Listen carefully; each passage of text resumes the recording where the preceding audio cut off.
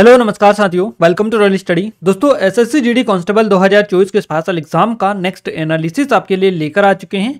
आज 5 मार्च 2024 को हम थर्ड शिफ्ट का एनालिसिस कवर करेंगे। इससे पहले हम आपको फर्स्ट और सेकंड शिफ्ट का एनालिसिस वीडियो दे चुके हैं। अगर आपने नहीं देखा है तो उनको जरूर से देख लीजिएगा, क्योंकि काफ़ी अच्छे खासे क्वेश्चन हमने उसमें आपको कवर करवाए हैं। देखिए, इस वीडियो के पीडीएफ के लिए आपको एप्लीकेशन को डाउनलोड कर लेना है। एप्लीकेशन के साथ साथ टेलीग्राम चैनल और ग्रुप को ज्वाइन कर लेना है। इन दोनों के लिंक आपको डिस्क्रिप्शन में मिल जाएगी। यहाँ पर इससे पहले की जितनी भी पीडीएफ है हमने अपडेट कर दी है। क्लियर है। और गाइस देखिए, आज हमें काफ़ी अच्छे खासे क्वेश्चंस आज भी मिल चुके हैं शिफ्ट में भी। रोहित पासवान जी जो कि बनारस यूपी से हैं, शिवम बेहरोर जी जो कि राजस्थान से हैं, इसके अलावा तिलोक जानी बरमेर जी जो कि राजस्थान से हैं, इसके अलावा आकाश कुमार यादव जी, सोनू गढ़वाल जी जो कि जयपुर राजस्थान से है। तो इन सभी ने काफ़ी अच्छे तरीके से क्वेश्चंस बताए, यहाँ तक कि उन्होंने एग्जैक्ट क्वेश्चंस बता दिए जो आपके एग्जाम में पूछे गए हैं।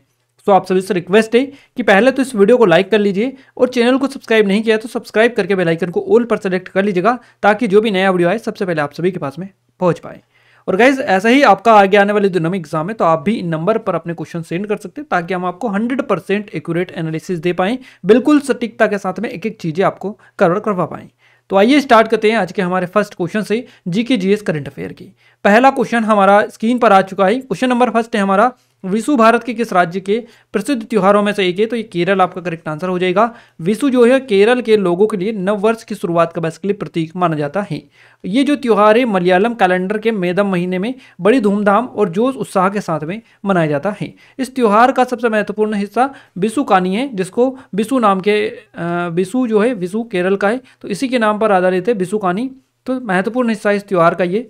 केरल के अलावा अन्य जो त्योहार है, जैसे कि ये त्योहार केरल के अलावा मैंगलोर, तुलुनाडु है ना, जिसको तमिलनाडु, इसके अलावा उडुपी जैसे पड़ोसी जो क्षेत्र है इसमें मनाया जाता है इसको, तो याद रखिएगा। अगला जो क्वेश्चन है आपकी स्क्रीन पर आ रहा है। क्वेश्चन नंबर सेकंड है हमारा, भारत में किस पंचवर्षीय योजना को महालनोबिस योजना कहा जाता है या फिर महालनोबिस मॉडल पर आधारित है? तो ये क्वेश्चन आपका कई बार वापस रिपीट हो चुका है। क्लियर है। हम आपको बता रहे हैं आपका जो मॉडल है ये आपका पूछा जा रहा है, इसके पहले भी आपका दूसरा मॉडल बना था है ना। तो यहाँ पर महालनोबिस मॉडल इस वीडियो में बेसिकली हम बता रहे हैं आपको, ये आज पूछा गया। तो ये दूसरी पंचवर्षीय योजना थी। दूसरी जो पंचवर्षीय योजना थी किस मॉडल पर आधारित थी? महालनोबिस मॉडल पर यह आधारित थी। तो ध्यान रखिएगा, 1956 से 1961 तक ये चली थी दूसरी पंचवर्षीय योजना। क्लियर है। इसकी अवधि ये थी। इसका जो नाम है भारतीय सांख्यिकीविद प्रशांत चंद्र महालनोबिस के नाम पर रखा गया, जिन्होंने इसके निर्माण में महत्वपूर्ण भूमिका निभाई थी। ये जो योजना है आयात प्रतिस्थापन पर जोर देने के साथ भारी उद्योगों और बुनियादी ढांचे के विकास पर भी केंद्रित थी। काफी ज्यादा इंपॉर्टेंट क्वेश्चन है ये, आयात प्रतिस्थापन वाला है। ये क्वेश्चन ऑलरेडी बन चुका है आपका।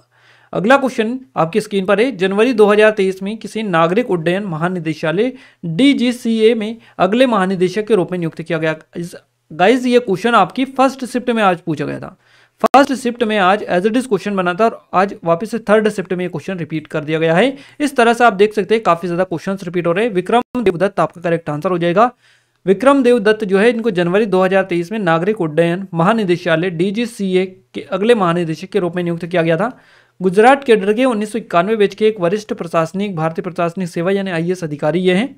क्लियर है। और उन्होंने केंद्र और राज्य सरकारों में विभिन्न पदों पर कार्य किया, जिसमें से गुजरात के मुख्यमंत्री कार्यालय में प्रधान सचिव और नागरिक उड्डयन मंत्रालय में संयुक्त सचिव के पद पर ये पदस्थ से ये शामिल हो चुके हैं। अगला जो क्वेश्चन है ये आपकी स्क्रीन पर आ चुका है। निम्नलिखित में से कौन असम का प्रसिद्ध नृत्य है? तो बिहू हो जाएगा। बिहू ध्यान रखिएगा, ये असम का लोक नृत्य है और बसंत ऋतु में आयोजित होने वाले त्योहारों के दौरान बिहू और बागुरुम्बा दोनों नृत्य किए जाते हैं। बिहू जो नृत्य है, बिहू नृत्य का पहला आधिकारिक वर्णन जो है अहोम राजा रुद्र सिंह के शासनकाल में मिलता है और उन्होंने लगभग 1694 में बिहू नर्तकियों को रंग घर के मैदानी में रंगोली बिहू के लिए आमंत्रित किया था। तो इस तरीके से थोड़ी सी डिटेल भी आप देख लीजिएगा कि कहाँ पर इसका वर्णन मिलता है। देखिए गाइस, नेक्स्ट जो क्वेश्चन है ये अब आपका रिपीट हो चुका है, वापस से पूछा है।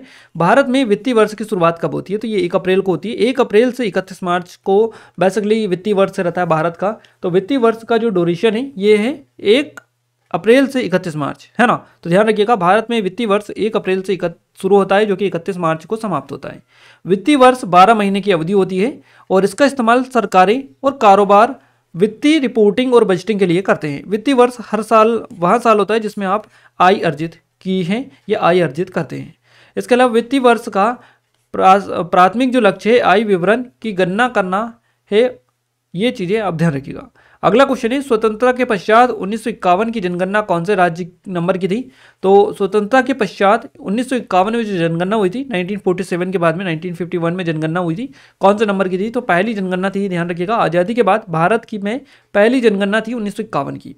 क्लियर है। इसके अलावा ब्रिटिश वाइसराय लॉर्ड मेयो ने 1872 में पहली जनगणना कराई थी, लेकिन प्रथम समकालीन जनगणना की शुरुआत हुई थी 1881 में मानी जाती है। हालांकि 1949 के बाद जनगणना का आयोजन भारत सरकार के गृह मंत्रालय के तहत भारत के रजिस्ट्रार जनरल और जनगणना आयुक्त द्वारा कराया जाता है। भारत की 1951 की जनगणना 1871 के बाद से हर दशक में भारत में आयोजित सेंसन की श्रृंखला में 9वीं ये जनगणना बेसिकली थी इस आधार पर। अगला क्वेश्चन है 2018 में मणिपुरी में संगीत नाटक अकादमी पुरस्कार किसने जीता? तो यह अखम लक्ष्मी देवी के द्वारा जीता गया, ध्यान रखिएगा। श्रीमती अखम लक्ष्मी देवी का जन्म हुआ 1 मई 1952 को इम्फाल मणिपुर में, और उन्होंने मणिपुरी नृत्य में गुरु अबूबी, है ना, अमूबी इनका नाम है, तो गुरु अमूबी सिंह तोबा सिंह, इसके अलावा थ बाबू सिंह से प्रशिक्षण प्राप्त किया, और उन्होंने इम्फाल में जवाहरलाल नेहरू मणिपुर नृत्य अकादमी में मणिपुरी नृत्य में विशेषज्ञता हासिल की। इसके अलावा श्रीमती अखम लक्ष्मी जो देवी है, इन्होंने भाग्यचंद्र राष्ट्रीय नृत्य महोत्सव, मणिपुरी राज्य कला अकादमी और संगीत नाटक अकादमी द्वारा आयोजित विभिन्न प्रतिष्ठित नृत्य समारोह में प्रदर्शन भी किया है। अगला क्वेश्चन है डोबे राइनर त्रिक से निष्कर्ष वाले से क्वेश्चन बना था, परमाणु द्रव्यमान इसका कुछ बता रहे थे वो। तो डोबे राइनर ने तत्वों को 3 या अर्थ 3 तत्वों के समूह में व्यवस्थित किया। 3 तत्वों के समूह को इस प्रकार बनाया गया था कि परमाणु द्रव्यमान के बढ़ते क्रम में व्यवस्थित किए जाने पर त्रिक के मध्य तत्व का परमाणु भार उस त्रिक के अन्य 2 तत्वों के परमाणु द्रव्यमान के अंकगणितीय माध्य यानी कि औसत के बराबर था। तो इस हिसाब से इन्होंने इनको व्यवस्थित किया था। अगला क्वेश्चन है बहुम, देखिए बमहुम इसका नाम है। बमहुम जो वाद्ययंत्र है इसका आविष्कार किसने किया था? तो बमहुम का आविष्कार किया था मोहम्मद मो सुबोंग ने, ध्यान रखिएगा। दिसंबर 2004 में नागालैंड के एक 57 वर्षीय संगीतकार मो सुबोंग ने बमहुम का आविष्कार किया, जिसे वह दुनिया का सबसे आसान संगीत वाद्ययंत्र मानते हैं। मो इनका नाम है मो सुबोंग, है ना। तो मो सुबोंग ने मार्च 2017 में पूर्व राष्ट्रपति प्रणब मुखर्जी से बमहुम के ग्रॉस रूट आविष्कार के लिए राष्ट्रीय पुरस्कार प्राप्त किया, और बमहुम एक वायु वाद्ययंत्र है जो बांस से बनाया जाता है। अगला क्वेश्चन है राज्यपाल से संबंधित कौन सा कथन गलत है?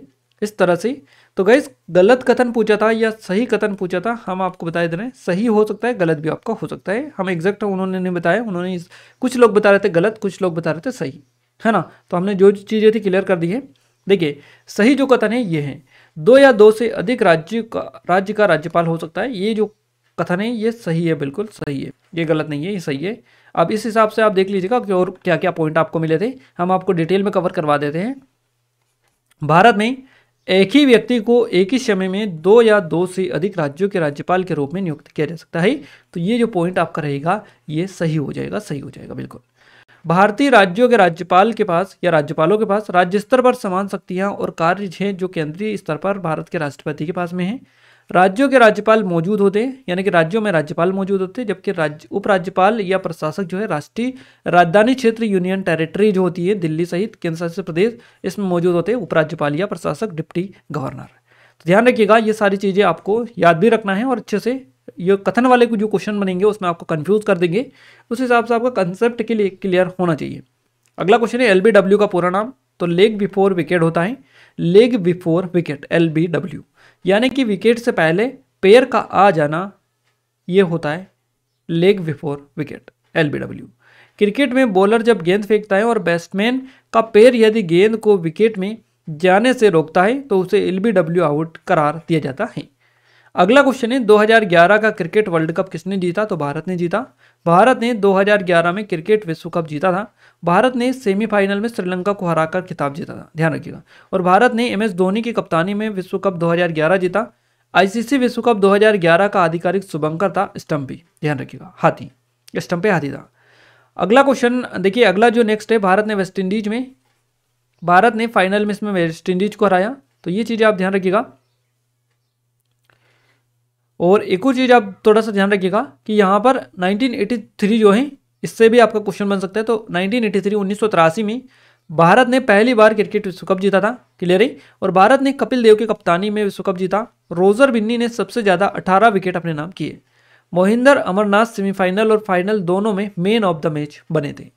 अगला क्वेश्चन है, निम्नलिखित में से कौन सा मौलिक अधिकार नहीं है। अब यहाँ पर हमें एग्जैक्ट ऑप्शंस तो नहीं मिल पाए, बट हमने जितने भी नहीं हो सकते हैं ज़्यादातर जो क्वेश्चंस में देखने को मिलते हैं वो डाल दिए। जैसे कि आपराधिक अन्याय के खिलाफ अधिकार, ये मौलिक अधिकार नहीं है। वोट देने का अधिकार, ये भी नहीं है। संपत्ति का अधिकार भी नहीं है। अब ऐसे कौन कौन से, ये जो संपत्ति का अधिकार है कानूनी अधिकार बना दिया गया, पहले था अब नहीं है, ध्यान रखिएगा। तो इससे अच्छा आपको ये पता होना चाहिए कि कौन कौन से मौलिक अधिकार है। देखिए 6 मौलिक अधिकार है टोटल, ये आप पता कर लीजिएगा, याद रखिएगा। इसके बाद में जो भी इनसे अलग मिले वो आपका सही जवाब हो जाएगा। तो मौलिक अधिकार, भारत का संविधान 6 मौलिक अधिकारों का प्रावधान करता है। पहले 7 थे, अब 6 है वर्तमान में। समानता का अधिकार, स्वतंत्रता का अधिकार, शोषण के विरुद्ध अधिकार, धर्म की स्वतंत्रता का अधिकार, सांस्कृतिक और शैक्षिक अधिकार, इसके अलावा संवैधानिक उपचारों का अधिकार, मौलिक अधिकार, ये अधिकार है 6 अधिकार, है ना। समानता, स्वतंत्रता, शोषण के विरुद्ध, धर्म की स्वतंत्रता, सांस्कृतिक शिक्षा और संवैधानिक उपचार। तो ये 6 मौलिक अधिकार हैं। इनके आगे हमने अनुच्छेद भी डाल दिए हैं ताकि आपके एग्जाम में सीधे क्वेश्चंस बनते हैं कि शोषण का जो विरुद्ध अधिकार है ये भारत के संविधान के किस अनुच्छेद में आता है, अनुच्छेद 23-24 में। इस तरह से कोई सा भी पूछे जा सकता है। आपसे धर्म की स्वतंत्रता पूछा गया, समानता का ऑलरेडी पूछा जा चुका है, संवैधानिक उपचारों वाला पूछा जा चुका है, तो कोई सा भी पूछा जा सकता है। आप याद रखिएगा, इनको छोड़कर जो भी आएगा वो इनमें से आपका आंसर रहेगा इस वाले फॉर्मेट के क्वेश्चंस में, ध्यान रखिएगा। देखिए मौलिक अधिकार जो है भारतीय संविधान के भाग 3 में अनुच्छेद 12 से 35 तक है। देखिए यहाँ पर 12 से 35 तक ये आपको देखने को मिलते हैं। और भारतीयों के मौलिक अधिकारों का उद्देश्य स्वतंत्रता पूर्व सामाजिक प्रथाओं की असमानताओं को दूर करना भी है। मौलिक अधिकारों की अवधारणा जो है संयुक्त राज्य अमेरिका के संविधान से उधार ली गई थी। अगला क्वेश्चन है, भारत में रोलिंग प्लान की अवधि क्या थी, या फिर रोलिंग प्लान जो है कब शुरू हुआ था। अब दोनों फॉर्मेट में जो क्वेश्चन है इसके आंसर आपको इस वीडियो में मिल रहे हैं, इसी एक ही आंसर के साथ। भारत में रोलिंग जो प्लान की अवधि थी ये थी 1978 से 80। या भारत में रोलिंग प्लान की शुरुआत कब हुई थी या कब हुआ था, तो ये स्टार्ट तो 1978 में, 1980 तक ये चला था। तो भारत में रोलिंग प्लान 1978 में शुरू किया गया था। रोलिंग प्लान की अवधारणा गुन्नार मिर्डल द्वारा गढ़ी गई थी और 1980 में सत्ता में आने पर भारतीय राष्ट्रीय कांग्रेस सरकार द्वारा इस योजना को फिर से खारिज कर दिया गया और एक नई छठी योजना बनाई गई। क्लियर है। रोलिंग योजना का मुख्य लाभ यह है कि वे लचीले होते हैं। रोलिंग प्लान एक ऐसी योजना है जिसमें हर साल योजना के प्रदर्शन का आकलन किया जाता है और इस आकलन के आधार पर अगले साल एक नई योजना बनाई जाती है। अगला क्वेश्चन है, मौर्य साम्राज्य कब से शुरू हुआ था। 322 ईसा पूर्व से शुरू हुआ। मौर्य साम्राज्य की स्थापना चंद्रगुप्त मौर्य ने की थी 322 ईसा पूर्व के आसपास। मौर्य साम्राज्य लौह युग से संबंधित भौगोलिक दृष्टि से व्यापक ऐतिहासिक शक्ति था। मौर्य वंश के 3 प्रसिद्ध शासक जिन्होंने मौर्य साम्राज्य की महिमा को शिखर तक पहुंचाया वे कौन थे, चंद्रगुप्त मौर्य, बिंदुसार और अशोक। चाणक्य की बात करें तो विष्णुगुप्त कौटिल्य के नाम से इनको जाना जाता है, चाणक्य को। तो इनकी मदद से चंद्रगुप्त मौर्य ने घनानंद 322 ईसा पूर्व को हराकर मौर्य वंश की स्थापना की थी, तो ध्यान रखिएगा। अगला क्वेश्चन है, अशोक के अधिकांश शिलालेख किस भाषा और लिपि में लिखे गए थे। तो भाषा जो थी ये प्राकृत थी और लिपि थी ब्राह्मी लिपि। तो ध्यान रखिएगा, अशोक के अधिकांश जो शिलालेख है या अभिलेख है 3 भाषाओं में लिखे गए, प्राकृत, यूनानी और आरामाइक। ध्यान रखिएगा, प्राकृत शिलालेख मुख्य रूप से खरोष्टी और ब्राह्मी लिपियों में लिखे गए थे। तो यही आपसे बेसिकली एग्जाम में पूछा गया है। गाइज ये जो क्वेश्चन है ये इनकम्प्लीटेड है या इसमें कुछ एरर है, यहाँ से ऐसा एग्जैक्ट क्वेश्चन आपके एग्जाम में नहीं था। इससे रिलेटेड हो सकता है या कुछ और डिटेल इसमें हो सकती है। हमें क्या मिला है, राष्ट्रपति द्रौपदी मुर्मू ने फूलों की योजना के लिए कितने रुपए दिए, इस तरह से 100 करोड़, 500 करोड़, 1000 करोड़, इस तरह ऑप्शन हमें मिले। एग्जैक्ट क्वेश्चन क्या था कमेंट में कमेंट करके बताइएगा। भारतीय मूल की 7 वर्षीय स्कूल छात्रा जिसे ब्रिटिश प्रधानमंत्री के पॉइंट्स ऑफ लाइट पुरस्कार से सम्मानित किया गया, इनका नाम है मोक्ष रॉय। भारतीय मूल की 7 वर्षीय स्कूली छात्रा है जिसने महज 3 साल की उम्र में माइक्रोप्लास्टिक प्रदूषण के खिलाफ संयुक्त राष्ट्र की स्थिरता पहल के लिए स्वेच्छा से काम करना शुरू कर दिया था, को ब्रिटिश प्रधानमंत्री के पॉइंट्स ऑफ लाइट पुरस्कार से सम्मानित किया गया। 3 साल की उम्र में इन्होंने ये काम करना स्टार्ट कर दिया था, 7 साल की उम्र में इनको ये पुरस्कार मिल चुका है। अगला क्वेश्चन है, सत्रिय नृत्य से संबंधित कुछ कलाकार दे रखे थे आपको, इनमें से पहचानना था कि कौन सा सत्रिय नृत्य के कलाकार हैं या कुछ और आपको दिया होगा। तो श्रीमंत शंकरदेव, जतिन गोस्वामी, सारोदी सीकिया, कृष्णाक्षी कश्यप और घनकांत बोरा, ये सारे जो है सत्रिय नृत्य से रिलेटेड है, ध्यान रखिएगा। सत्रिय जो नृत्य है असम का शास्त्रीय नृत्य रूप है जो असम के धार्मिक और सांस्कृतिक ताने बाने का आधार सत्रिय संस्कृति को दर्शाता है। यह असम के कृष्ण केंद्रित वैष्णववाद मठों से उत्पत्ति के साथ एक नृत्य नाट्य प्रदर्शन कला है। इसका जो श्रेय 15वीं शताब्दी के भक्ति आंदोलन के विद्वान और संत महापुरुष श्री मंत शंकर देव को दिया जाता है। अगला क्वेश्चन है, मौर्य साम्राज्य के पतन के कारण गुप्त साम्राज्य की स्थापना हुई। इस अवधि को आमतौर पर किस नाम से जाना जाता है? तो इसको हिंदू धर्म में स्वर्ण युग के नाम से जाता है। हिंदू धर्म के स्वर्ण युग के नाम से इसको जाना जाता है। गुप्त काल बेसिकली इसको कहते हैं, है ना। तो हिंदू धर्म के स्वर्ण युग को गुप्त काल भी कहते हैं। और यहाँ पर ये जो क्वेश्चन दे रखा है इसको भी यही आंसर इसका आएगा। तो 275 ईस्वी से 550 ईस्वी तक की अवधि का था यह। तीसरी शताब्दी के मध्य में मौर्य साम्राज्य के पतन के कारण गुप्त साम्राज्य की स्थापना हुई और इस अवधि को आमतौर पर हिंदू धर्म के स्वर्ण युग के नाम से जाना जाता है। श्री गुप्त इस साम्राज्य के संस्थापक और स्कंद गुप्त इस साम्राज्य के अंतिम शासक थे, ध्यान रखिएगा। तो यहाँ पर गाइस हमने 20 के 20 जो क्वेश्चन है एग्जैक्ट आपको बता दिए विद पैटर्न के साथ में जो आपके एग्जाम में पूछा गया। यहाँ पर हमने पूरी सटीकता के साथ में आपको एक चीज़ें कवर करवाई है। तो आई थिंक ये वीडियो आपको जरूर से पसंद आया होगा और आपको सारे क्वेश्चन क्लियर हो चुके होंगे। अब हम आगे बढ़ते हैं हिंदी की ओर। ये टेस्ट सीरीज है हमारी, इनरोल नहीं किया तो कर लीजिएगा, फिर ये कोई भी चार्जेस का नहीं है। और आगे आने वाले दिनों में एग्जाम है तो आप हमें नंबर पर अपने क्वेश्चन भेज सकते हैं ताकि हम आपको 100% सटीक एनालिसिस करवा पाएँ। हिंदी की बात करें, उड़ती चिड़िया के पंख गिनना, इस मुहावरे का क्या अर्थ है? तो अनुभवी होना इसका अर्थ है। सर्प का पर्यायवाची क्या होता है? तो भुजंग हो जाएगा। योद्धा का शुद्ध शब्द क्या होगा? योद्धा हो जाएगा। अशुद्ध वर्तनी का चयन करेगा, यहाँ पर हमें क्या करना है? यहाँ पर अशुद्ध वर्तनी का चयन करना है। तो अशुद्ध वर्तनी इनमें से देखिए यहाँ पर आ हटा दीजिएगा, शुद्ध वर्तनी, शुद्ध वर्तनी का चयन करना है। शुद्ध वर्तनी का, तो शुद्ध वर्तनी इसमें तो टटमार, टमाटर और टमाटर और इसके अलावा टमाटर, ये टमाटर आपको दिखाई दे रहा है, ये बिल्कुल आपकी शुद्ध वर्तनी हो जाएगी इस तरह से। इसके अलावा वसंत ऋतु, पतझड़ से गद्यांश से प्रश्न आपका बना था, क्लियर है। इसके अलावा अनेक शब्दों के लिए एक शब्द पूछे, जैसा अधिसूचना, समय अवधि, इनके लिए आपके क्वेश्चंस बने थे। और वाक्य शुद्ध से 2 क्वेश्चन पूछे गए। अनेकार्थी से 1 क्वेश्चन बना, रिक्त स्थान से क्वेश्चन बना, पर्यायवाची से 2 बना, देशज विदेशज से क्वेश्चन बनाए, लोकोक्ति से बनाए, विलोम शब्द से 2 बनाए, मुहावरे से भी 2 क्वेश्चन आपके बने हैं। मैथ्स में औसत से 2 क्वेश्चन पूछे गए, ऐसा से 1 क्वेश्चन बने, नंबर सिस्टम से 3 क्वेश्चन पूछे गए, सरलीकरण से 2 क्वेश्चन, और मेंसुरेशन क्षेत्रमिति से 1 क्वेश्चन, प्रतिशत से 1 क्वेश्चन आपका, लाभ हानि से 1 क्वेश्चन बनाए, समय कार्य से 2 क्वेश्चन, रेलगाड़ी से 1 क्वेश्चन, चाल दूरी से 1 क्वेश्चन, एलसीएम एचसीएफ से 1 क्वेश्चन, अनुपात से 1 क्वेश्चन, आयु से भी क्वेश्चन आपका बना है।